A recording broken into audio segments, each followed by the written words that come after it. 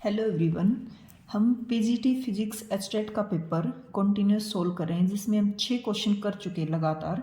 आज जो है 7th क्वेश्चन सोल्व करेंगे। तो आइए देखते हैं। निम्नलिखित में से कौन सा विकल्प उस छात्र के बारे में सत्य नहीं है जिसने वैज्ञानिक दृष्टिकोण विकसित किया है। नहीं का पूछा इसने, वैज्ञानिक दृष्टिकोण विकसित किया जिस छात्र ने, उसका दृष्टिकोण नहीं है।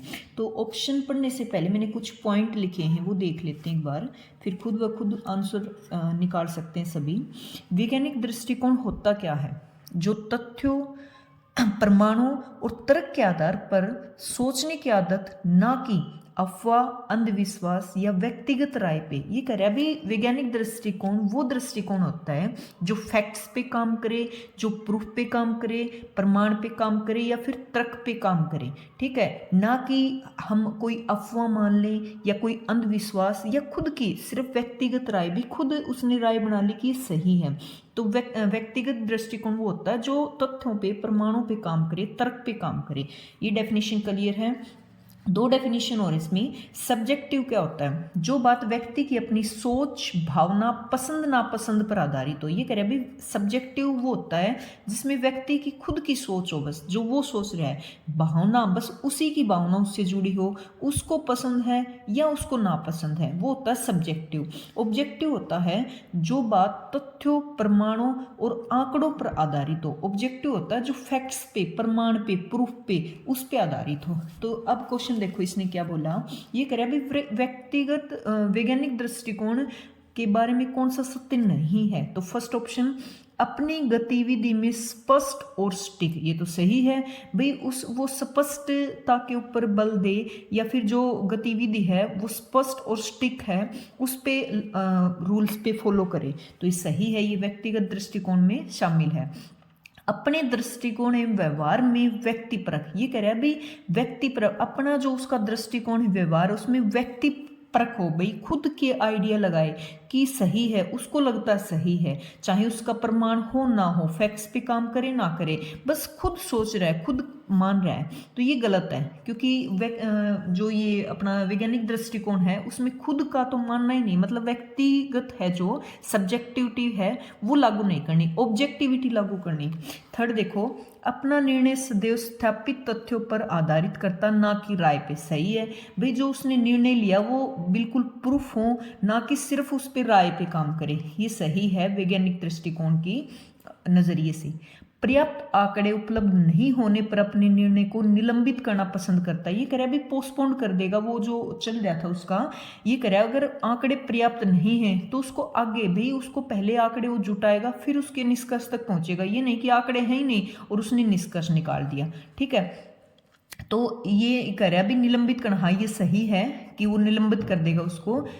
ये भी सही है कि निर्णय सदैव तथ्य और उस पे, ना कि राय पे काम नहीं करेगा, तथ्य फैक्ट्स पे काम करेगा।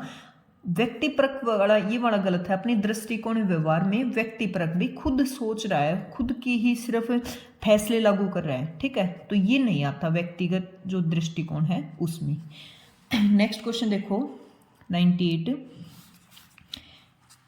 Late the human heart discharge 100 millilitre of blood at any beat against the pressure. ये कह रहा है भाई 100 मिलीलीटर, मतलब इसने वॉल्यूम दे रखा है, against a pressure of 0.1 metre of H. The power of the beat assume कर रखी, the pulse frequency is 60 beat per minute. ये कह रहा है भाई जो फ्रीक्वेंसी उसकी 60 बीट्स है पर मिनट में, मतलब 1 मिनट में 60 बीट, तो 1 मिनट में होती है 60 सेकंड, तो 60 सेकंड में 60 बीट, तो 1 सेकंड में 1 बीट। नीचे भी कुछ डाटा गिवन है, डेंसिटी गिवन है, जी की वैल्यू ये कह रहा है भाई 10 रखो। तो देखते हैं इसको कैसे सोल्व करेंगे। इस क्वेश्चन को सॉल्यूशन मैंने कर रखा है। देखो वॉल्यूम गिवन है मिलीलीटर, तो इसको हमने मीटर क्यूब में चेंज किया। ठीक है, क्योंकि हम मीटर की यूनिट रखते हैं। कैसे किया देखो, 1 लीटर में कितने होते हैं 1000 मिलीलीटर, तो 100 मिलीलीटर में कितने हो जाएंगे, 1000 नीचे जाएगा 0.1 लीटर। अब लीटर को मीटर क्यूब में कन्वर्ट करेंगे तो 1 लीटर की वैल्यू होती है 10⁻³ मीटर क्यूब, तो 0.1 की निकालनी है हमें, तो 0.1 लीटर में कितनी हो जाएगी 10⁻⁴ मीटर क्यूब। डेंसिटी की वैल्यू गिवन है, जी की वैल्यू गिवन है, एच की वैल्यू गिवन है। तो एक गेज प्रेशर होता है, भाई पानी है जैसे एक टैंक में, तो उसकी गहराई की तरफ जाते हैं तो प्रेशर इंक्रीज हो जाता है, और कितना इंक्रीज होगा वो उसकी हाइट पे डिपेंड करता है। गेज प्रेशर का फॉर्मूला होता है P = रो जी एच। तो रो की वैल्यू दे रखी है, जी की वैल्यू दे रखी है, एच की वैल्यू दे रखी है, तीनों को मल्टीप्लाई करोगे तो प्रेशर आ गया 13.6 10⁻³ पास्कल। वर्क डन का फॉर्मूला होता है फोर्स इंटू डिस्प्लेसमेंट। फोर्स क्या होता है, प्रेशर क्या होता है, फोर्स पर यूनिट एरिया। तो फोर्स की जगह रख देंगे pressure into area into distance. तो एरिया और डिस्टेंस तीन डायमेंशंस बन के क्या बन गया, वॉल्यूम। तो वर्क डन का फॉर्मूला होता है प्रेशर इंटू वॉल्यूम। प्रेशर अभी हमने निकाला, वॉल्यूम दे रखा है, दोनों की मल्टीप्लाई की, वर्क डन आ गया 1.36 जूल। पावर का फॉर्मूला क्या होता है, वर्क पर सेकेंड। अच्छा ये गिवन है 60 बीट है, वो कितने, 1 मिनट में, तो 60 सेकंड में, तो 1 सेकंड में हो जाएगी 1 बीट। तो पावर का फॉर्मूला क्या होता है, वर्क जो हमने निकाला और डिवाइडेड बाई 1 सेकंड में 1 बीट हुई ना, तो 1 वैल्यू रखेंगे तो पावर हो जाएगी 1.36 वाट। ये थोड़ा सा लॉन्ग क्वेश्चन है, एस्टेट में ऐसे क्वेश्चन जिनकी कैलकुलेशन बहुत लॉन्ग है वो स्किप कर सकते हैं, क्योंकि 60 क्वेश्चन तो सोल्व होंगे नहीं, कोई मैथ है नहीं भी हम क्वेश्चन पे ट्रिक लगा दें फटाफट सोल्व कर दें। तो जो ऐसे लंबे क्वेश्चन हैं उनको हम स्किप कर सकते हैं, काफ़ी शॉर्ट क्वेश्चन है जो फॉर्मूला बेस्ड डायरेक्ट हैं। और ये तो जस्ट एक कैलकुलेशन जब सोल्व करके समझाने के लिए थोड़ी सी लंबी कैलकुलेशन कर रखी है, पेपर के टाइम तो हम इतनी लंबी करते भी नहीं, सीधा फॉर्मूला लिखा उसके अंदर वैल्यू पुट की, क्वेश्चन पेपर में से देख के और आंसर निकाल दिया। सिंपल क्या था, इसमें पावर निकालनी थी। पावर का फॉर्मूला होता है वर्क पर सेकंड, ये गिवन है, वर्क नहीं था तो वर्क कैसे क्या निकालेंगे, प्रेशर इनटू वॉल्यूम, तो प्रेशर भी नहीं था, प्रेशर निकाला गेज प्रेशर रो जी एच, बस तीनों की वैल्यू पुट करके हमने पावर निकाल दी 1.36 वाट। ठीक है, नेक्स्ट क्वेश्चन है 99 4 क्वेश्चन पे पहुंच गए हम, कंटिन्यूस क्वेश्चन, एक भी स्किप नहीं किया हमने बीच में। देखो क्या कह रहा है 99 क्वेश्चन में, a rod of length L is placed along a X axis. ये कह रहा है भाई एक रोड है जिसकी लंबाई जो है, लेंथ जो है L है, और एक्स एक्सिस के अलोंग रख रखी है 0 से L तक। लीनियर डेंसिटी, डेंसिटी क्या होती है, मास पर यूनिट वॉल्यूम, बट एक की बात करें तो मास पर यूनिट लेंथ, एक डायमेंशंस की। तो डेंसिटी है वो किसकी फॉर्म में दे रखा है, उसका एक रिलेशन दे रखा है A + BX। तो coordinate of the centre of mass, हमें सेंटर ऑफ मास के कोऑर्डिनेट निकालने हैं ABL की फॉर्म में। तो कोऑर्डिनेट मतलब x, y और z तीनों में सेंटर ऑफ मास। तो y और z में जब लेंथ x में गिवन है तो y और z के अलोंग तो सेंटर ऑफ मास का मास आएगा वो 0 आएगा। और वैसे भी ऑप्शन में इसने तीनों चार ऑप्शन में देखो y और z का 0 दे रखा है, तो हमें सेंटर ऑफ मास किसके अलोंग निकालना है, सिर्फ x एक्सिस के अलोंग। तो डायरेक्ट फॉर्मूला बेस्ड क्वेश्चन है ये। देखो कैसे फॉर्मूला क्या होता है, ये दे रखा डेंसिटी का रिलेशन, अलोंग रोड रख रखी है हमने अलोंग दी एक्स एक्सिस 0 से L तक। तो सेंटर ऑफ मास का डायरेक्ट फॉर्मूला क्या होता है, इंटीग्रेशन x के विद रिस्पेक्ट निकालने तो x dm divided by total mass. ठीक है, और मास का डेंसिटी होता है मास पर इंटू वॉल्यूम, एक एक्सिस की बात करें तो x, तो मास हो जाएगा डेंसिटी इंटू में x, तो dm की वैल्यू हो जाएगी रो dx। इसी फॉर्मूले से रिलेशन से हमने रखा, दोनों साइड इंटीग्रेशन किया, डेंसिटी की वैल्यू जो रिलेशन दे रखा वो पुट किया हमने A + BX। सिर्फ इंटीग्रेशन करना में, simple integration with respect to x, तो इसका बनेगा AX, इसका बनेगा BX²/2। With respect to limit रखेंगे 0 to L, L का हमने इसमें पुट किया limit, upper limit minus lower limit, lower 0 तो 0 ही हो जाएगा, तो टोटल मास आ गया DL प्लस में BL²/2। ये इक्वेशन नंबर 2। तो ये हमारा टोटल मास आ गया। ठीक है, तो ऊपर वाली और सिर्फ वैल्यू निकालनी है हमें। ऊपर वाली वैल्यू क्या है, x dm, x को सिर्फ जो dm है डेंसिटी वाला रिलेशन, उसके साथ पहले x मल्टीप्लाई होगा और फिर इंटीग्रेशन करेंगे हम। x का देखो यहाँ से ax बना तो इंटीग्रेशन ax²/2, यहाँ से bx² बना तो bx³ 3, लिमिट रखेंगे as it is 0 to L। तो ये हमारा फॉर्मूला बना AL²/2 प्लस में BL³ 3। तो ये जो मेन फॉर्मूला था सेंटर ऑफ मास का, हमने इसकी वैल्यू भी कैलकुलेट कर ली, ऊपर वाले की भी। तो अब सिर्फ हमें पुट करनी इस फॉर्मूला के अंदर। तो देखो पुट कर रही दोनों को, अब डिनोमिनेटर को कैंसिल करने के लिए 6 से मल्टीप्लाई कर दो, ऊपर नीचे डिनोमिनेटर कैंसिल। अब L देखो कॉमन आ रहा है सभी में, L कॉमन लो बाहर निकालो, तो ये सेंटर ऑफ मास का हमारा रिजल्ट है वो अलोंग द एक्स एक्सिस आ गया। यही देखो इसमें आंसर में दे रखा है ये वाला, ये दोनों 0 ही हो जाएंगे। ठीक है, तो जस्ट हमने फॉर्मूला था मेन सेंटर ऑफ मास का, उसको फॉलो किया है और दोनों की वैल्यू निकाल के और हमने क्वेश्चन को सोल्व कर दिया। 100 नंबर का क्वेश्चन देखो, In a Bohr model of hydrogen atom, the electron circulate around a nucleus on the path of, देखो इस जो बोर ने मॉडल दिया था कि एटम जो है न्यूक्लियस के चारों तरफ अपने अपने ऑर्बिट में रिवॉल्व करते हैं, तो उसने जिस ऑर्बिट में रिवॉल्व करे इलेक्ट्रॉन उसकी रेडियस दे रखी है, फ्रीक्वेंसी दे रखी है, magnitude of magnetic field at the centre of the orbit, ये कह रहा है अभी जो सर्कुलर है उसके सेंटर पे मैग्नेटिक फील्ड बताओ। काफी इंपॉर्टेंट क्वेश्चन है ये, स्क्वायर के उसमें भी आता है, स्क्वायर की फॉर्म में भी एक रोड है बैंड कर दिया इन फॉर्म ऑफ स्क्वायर और सेंटर में पूछेगा मैग्नेटिक फील्ड। तो क्या क्या चीजें गिवन है पहले वो लिखो, आर दे रखा है, किस में दे रखा है अंगस्टन में, तो इसको खोल लो 10⁻⁻10 मीटर हो गया, फ्रीक्वेंसी दे रखी है, सीधा सीधा बी का फॉर्मूला है भैया, ये तो याद रखना पड़ेगा, बी इज इक्वल टू होता है new note I by 2r, simple formula है, सेंटर एक सर्कल के सेंटर पे बी की वैल्यू निकालेंगे तो ये फॉर्मूला होता है, ठीक है।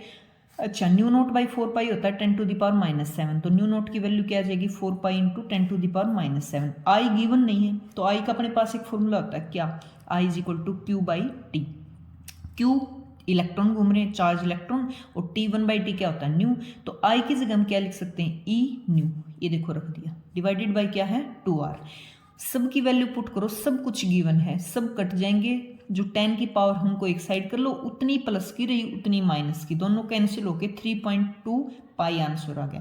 तो सिंपल हमने एक फॉर्मूला यूज किया है, जो चीज गिवन है, अब पता है फ्रीक्वेंसी गिवन है तो इसका यूज होगा ही होगा, जो चीज हमें करंट चाहिए तो निकाल लेंगे, जो चीज दे रखी वो यूज के लिए दे रखी होगी तो करंट हमने सिंपल निकाल लिया। तो बी का क्या फॉर्मूला लगाया हमने, new note I by 2r, ठीक है, काफी इंपॉर्टेंट फॉर्मूला है, काफी बार क्वेश्चन आता है इसके ऊपर। नेक्स्ट क्वेश्चन देखो 101 का question, the electrostatic force of repulsion between two positive charge ions equal to, देखो एन न्यूटन फोर्स दे रखा है, अभी दो इक्वल चार्ज हैं Q और Q, दोनों के बीच में रिपल्सिव फोर्स होगा क्योंकि सेम चार्ज है तो रिपल्सन होता है और अपोजिट चार्ज है तो अट्रैक्शन होता है, मतलब फोर्स लग रहा है, तो कितना फोर्स लग रहा है 3.7 10⁻⁹ न्यूटन, दोनों के बीच का जो डिस्टेंस है वो दे रखा है। तो ये कह रहा है the number of electron missing from each ion are, number of electron मतलब n की वैल्यू निकालनी है हमें।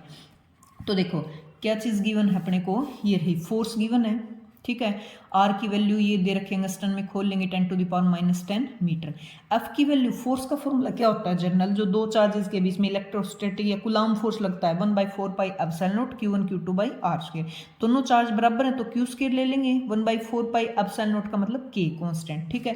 तो ये चीज गिवन है, Q निकालना हमें, तो Q तक पहुंचेंगे पहले, तो Q स्क्वायर का फॉर्मूला क्या बना, ये इधर जाके मल्टीप्लाई में ये बन गया, ठीक है। तो Q की जगह देखो फोर्स दे रखा है, डिस्टेंस दे रखी है, K की वैल्यू क्या होती है 1/4 पाई एप्सिलॉन नॉट की वैल्यू होती है 9 × 10⁹, कांस्टेंट है ये, सभी को सोल्व करेंगे ये मिला।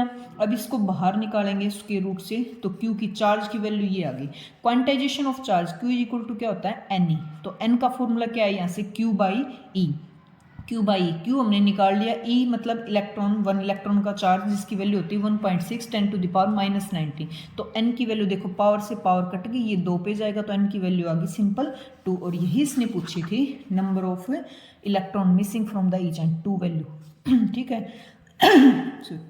यहाँ से साफ साफ पता चला भाई जो इलेक्ट्रोस्टैटिक फोर्स है, दो फोर्सेस के बीच में फोर्स दे रखा है, डिस्टेंस दे रखी, चार्ज निकलेगा और क्वांटाइजेशन ऑफ चार्ज से अन निकल जाएगा, सिंपल क्वेश्चन था काफी। नेक्स्ट देखो, consider following statement and choose the correct option, ये कह रहा है भाई करेक्ट ऑप्शन बताओ इन दोनों में से कौन सा है। Total energy of the system is always conserve, हमें पता है भाई सिस्टम की टोटल एनर्जी कंजर्व रहती है, नो मैटर, बट इसने कंडीशन दिया कि no matter what internal and external force act on the system, ये कह रहा है भाई कोई भी इंटरनल फोर्स और कोई भी एक्सटर्नल ऐसा नहीं होता, कंजर्वेटिव फोर्स के लिए होता है ये, तो इसने पूछा है करेक्ट ऑप्शन, तो ये तो गलत दे रखा है। The work done in the motion of a body over A close loop is 0, हमें पता है सर्कुलर के ऊपर, हम सर्कल के ऊपर वर्क डन निकालते हैं वो 0 होता है, बट आगे इसने कंडीशन दी, क्या दी देखो, close loop is 0 for every force in nature, every force, कहीं भी एवरी का, ऑलवेज का, इस तरह का नाम आ जाए तो वहां क्वेश्चन मार्क करने की जरूरत होती है। ये कह रहा है भाई हर एक फोर्स पे नहीं होती, नॉन कंजर्वेटिव के लिए ये फॉलो कंडीशन नहीं होती, तो ये भी गलत और ये भी गलत, तो कौन सा ऑप्शन आएगा इसमें, both A and B are not correct, ठीक है। ये नहीं होता ना, तो हमें पता है टोटल जो एनर्जी सिस्टम के अंदर कंजर्व रहती है किसके लिए, जो अपने कंजर्वेटिव फोर्स है उनके लिए, ठीक है।